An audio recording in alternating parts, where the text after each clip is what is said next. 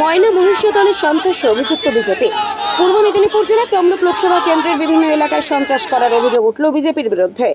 মহিষদলে এক তৃণমূল নেতাকে খুন করার অভিযোগ বিজেপির বিরুদ্ধে। অপরদিকে ময়নায় এক তৃণমূল নেতাকে খুনের চেষ্টা করা হয় বলে অভিযোগ, যদিও বিজেপি তাদের বিরুদ্ধে ওঠা অভিযোগ অস্বীকার করেছে।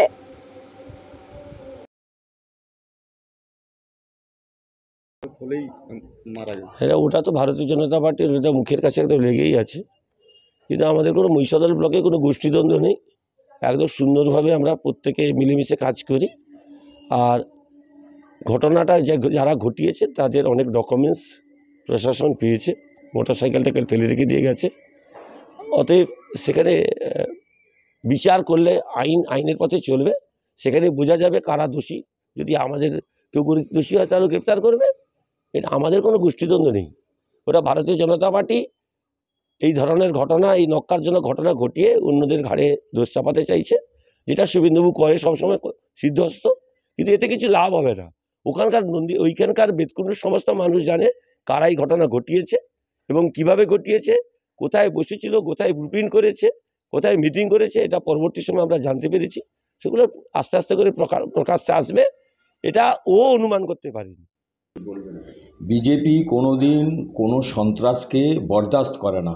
সারা ভারতবর্ষে এতগুলো রাজ্য, যে সমস্ত রাজ্যে বিজেপি ক্ষমতায় থাকে, সেই ক্ষমতায় থাকা অবস্থায় ভোট হয়, সেখানে কোনো একটা কর্মীর সঙ্গে অন্যান্য দলের কারো কোনো রকম রেষারেষি গণ্ডগোলের ঘটনা ঘটে না।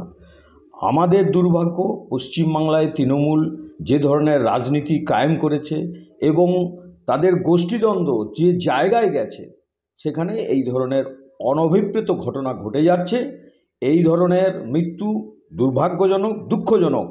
আমরা চাই পশ্চিমবাংলায় যেন একটাও প্রাণ এইভাবে না হানি ঘটে। এটা অত্যন্ত খারাপ ব্যাপার।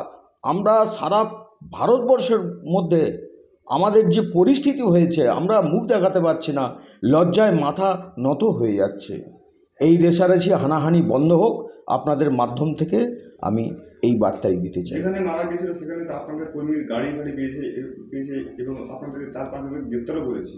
সেটা তো এখন গোষ্ঠীদ্বন্দ্বর মধ্য দিয়ে আজকে নন্দীগ্রামেও খুন হয়েছে আমাদের কর্মী, কিন্তু আমাদের মানুষজনকেই গ্রেপ্তার করছে। এই যে ফলস মামলা, মিথ্যা মামলায় সারা পশ্চিমবাংলায় বিজেপির হাজার হাজার কর্মী এখন আটক করা হয়েছে, তাদেরকে গ্রেপ্তার করা হয়েছে।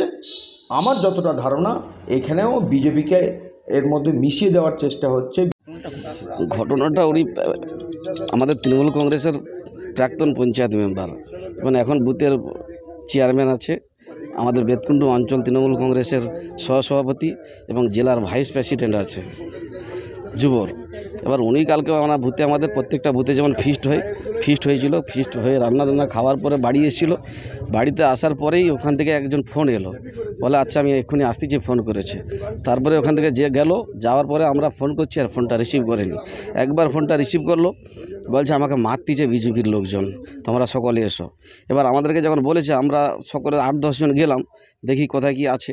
আমরা যেয়ে দেখলাম বিজেপির প্রায় 100 থেকে 150 দুষ্কৃতী, হাতে অস্ত্র, কারো হাতে রড, কারো হাতে বল্লম, কারো হাতে ছড়া।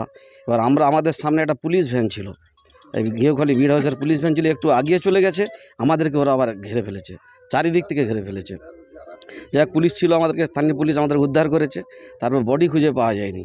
তারপরে দেখলাম আমরা সহকারী পুলিশ ছিল, পুলিশ দেখলাম একটা পুকুরের ধারে বডিটা পড়ে আছে।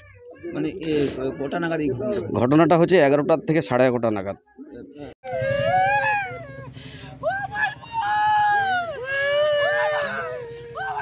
ব্যুরো রিপোর্ট, এখন সংবাদ।